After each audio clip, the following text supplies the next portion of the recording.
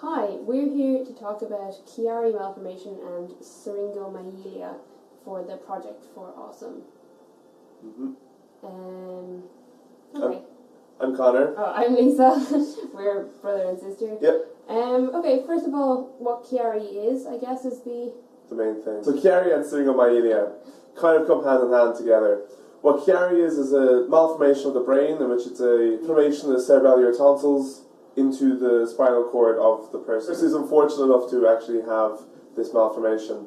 And syringomyelia is the creation of what they call syrinxes within the spinal cord itself, which are pockets of fluid which can actually block off important spinal fluid going up and down the spinal cord, which can lead to paralyzation and eventually death. To put that in more layman's terms, Chiari is basically your skull is too small to host the whole of your brain, so part of your brain comes down, presses on your spinal cord, and then the syringomyelia is if cysts form on the spine as a result of that. That's basically right, isn't it? That's true. And you might think, I've never heard of this Chiari malformation or syringomyelia, and what's very unfortunate is that it's incredibly common. It's 1 in 1,000 people in the world have this malformation, this condition, but it's just continuously misdiagnosed, yes. Yeah. In fact, there was a study done of about 300 Chiari patients, and it was discovered that over 50% of them were initially diagnosed with mental issues or emotional problems, and told that there was nothing physically wrong with them, when in fact they had part of their brain coming out of their skull. Yeah.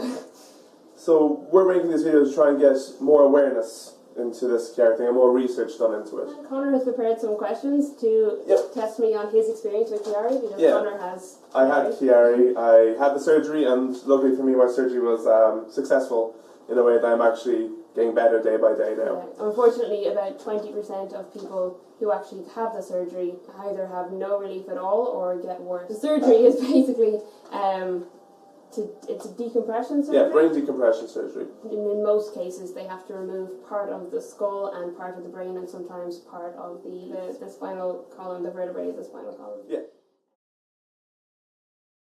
Question 1.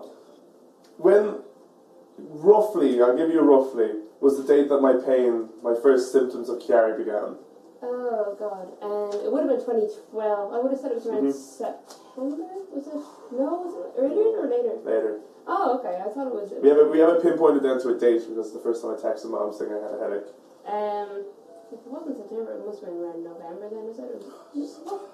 Oh, I'm so bad. It's October. It's right in the middle. Yeah, 20th of October 2012. The name of the 2 drugs that I was prescribed while going through my Chiari. Amitriptyline. Amitriptyline is one, yes. And I want to say it begins with a T. It does, yes. I was on this for longer than Amitriptyline. Topamax. Topamax. Boom.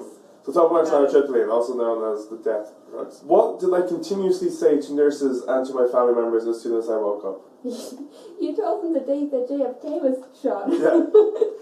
I don't even know where you know that. The name of the song and the movie the song came from that I continuously sang on the day. I don't know. It was High School Musical 2. It was High School Musical 2. Well done. I don't know any songs. I'm surprised you actually knew it was the second one. I don't know any songs from High School Musical. If it was for the first one, I might have known the songs because they were more popular. It was the second one. It was All for One. It was the one that they sing at the very end of the second one. I haven't seen the movie. I hadn't seen it in ages. I don't know why it was in my head. The brand of biscuit that I basically ate for an entire week because I couldn't stomach anything else when I came home. Needs biscuits? It was Needs biscuits. I don't remember you eating them, but I know you were a fan of them when you were younger. How long was I in hospital for altogether? As in not just post-op? You went in on a Thursday. I did. I think you came out the following Friday. How many days is that? That is 8 days. Maths. Yes, 8 days, that's correct. When I was in hospital, I had a panic attack. Okay. What night was the panic attack? What day? I think it was fairly early on. It was.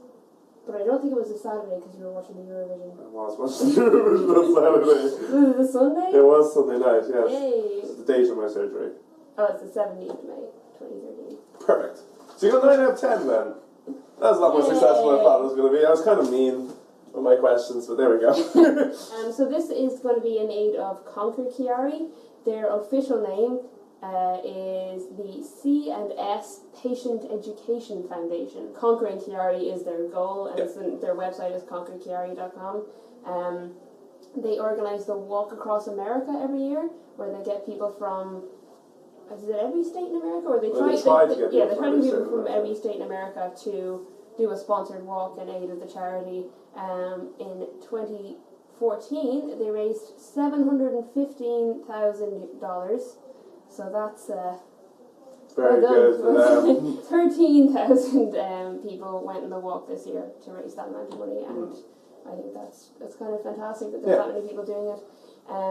But hopefully next year there'll be even more, and hopefully some of you will be doing it as well. We did a video before about Chiari. I don't know if you want to... Yeah, we did a video because September is Chiari Awareness Month, and there was a brain freeze challenge going around at the time to raise awareness for Chiari and related conditions. Connor didn't do it because he has I already Chiari have the conditions. And the whole thing was trying to reenact what someone with Chiari had. Because there was around the time the Ice Bucket Challenge, and people were like, because the Ice Bucket Challenge was to make you feel like you had ALS. So they wanted to create something for Chiari, which is the same thing, which is give you a migraine, basically. Yeah, so it gave you the dizziness and the headaches, and just that kind of feeling of, well, I know I was definitely confused. Very confused. Very confused. You can see the video if you want. Yeah, we'll link it down there so you can watch that if you want. That's about it. So you Conquer Chiari, they aim to educate people and to research further into Chiari. I know they've conducted a number of studies themselves, and they have a lot of informational graphics and booklets on their website, so if you want more information you can go over there, and you can also donate on their website if you want to do that too. And don't forget to go to project4awesome.com and you can vote for this charity there and to get money from donations that are going through that program. Yeah.